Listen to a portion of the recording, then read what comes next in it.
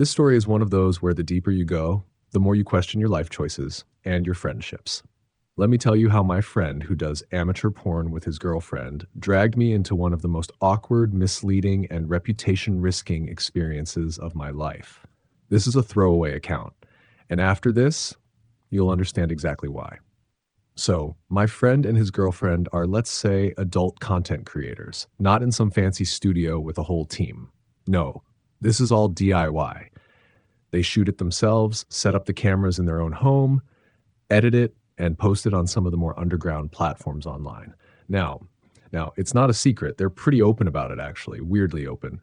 So open, in fact, that they've asked me multiple times to help out with their production.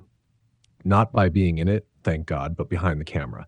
You see, I'm a freelance photographer and videographer. I do weddings, product shoots, real estate tours, you name it. So I guess to them, it made sense to ask me to help them shoot some professional looking porn scenes. I always said no, respectfully, but firmly. I mean, I don't care what people do in their spare time, but I'm just not interested in watching, or worse, filming my friends have sex. There are lines. That one's not blurry. But then this morning, my friend called me again. This time, he hit me with something different.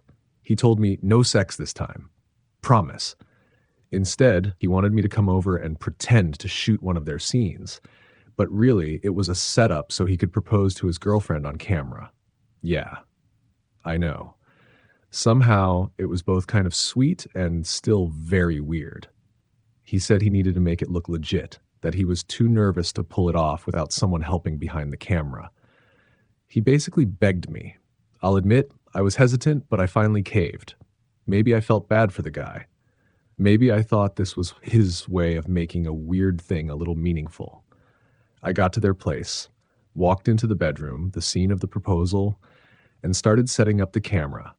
They were already on the bed, giggling and half joking about how he finally convinced me to be part of their operation. His girlfriend kept teasing me, asking what changed my mind. I just laughed it off and told her I was broke and needed the money. But the camera was rolling. That's when things got off. Suddenly, mid-laughter and teasing, they started making out. Not like a quick kiss either. I mean, deep, intense. Clearly, sex leads to this kind of making out. It was jarring. One minute we were having a light conversation, the next, boom. Tongues, hands, everything. But okay. Maybe the proposal was going to be some kind of dramatic lead-up. A surprise twist in the scene. That's what I told myself. Until his hands started going places. And then her hands started going places. At first, I thought, okay, this is awkward, but maybe he's building up to the proposal. But then she unzipped his pants and reached inside. And that's when I knew this was not what I signed up for. For context, I'm not a prude. I watch adult content. I enjoy sex like most people. But I did not agree to film my friends having sex. I started subtly changing camera angles, hoping he'd get the message. Like, hey dude, time to do the thing. You know, propose. Remember that part? But nope, they kept going. He either didn't notice or didn't care. And that's when I'd had enough. I literally stopped recording and said, dude, are you going to ask her to marry you or not? The tone of my voice, pretty dry. Frustrated, awkward, but real. That one sentence stopped everything. His girlfriend froze. My friend stared at me like I had just spit on the Mona Lisa. He looked pissed. She looked confused, like she was putting two and two together. And then came the sarcasm. Thanks for ruining my proposal, bro. Yeah, I ruined it. Not the part where he tricked me into watching their little foreplay session. He told me to leave. I didn't argue. I apologized to both of them for how I handled it. Not because I was wrong, but because I felt like someone had to be the adult in the room. But just before I stepped out the door, he hit me with one more thing. Hey, can you leave your memory card just so I can use the parts you already filmed? At the time, I didn't care. I just wanted out. The whole thing felt like some kind of fever dream, so I left it with him, and I thought that was the end of it. I was wrong.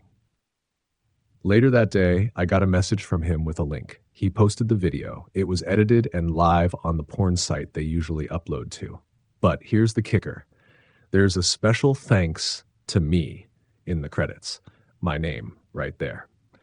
And guess what? They used my footage. It starts off with the camera angles I filmed, then cuts to the rest of the scene, which they obviously finished themselves. X and all. So now, not only did he ignore my clear discomfort, he tied my name to their content publicly. I didn't sign a release. I didn't consent to being credited. I definitely didn't want any potential client to find that video if they Googled my name. This wasn't just betrayal. This was a dick move. I called him.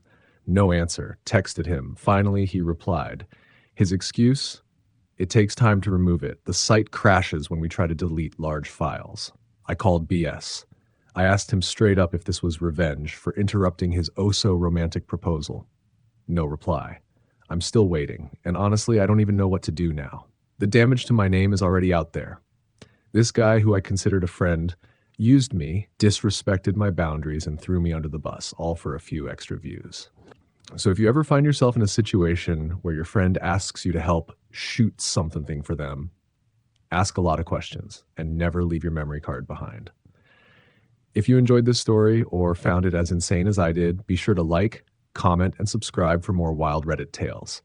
Until next time, stay safe, trust your instincts, and read the room.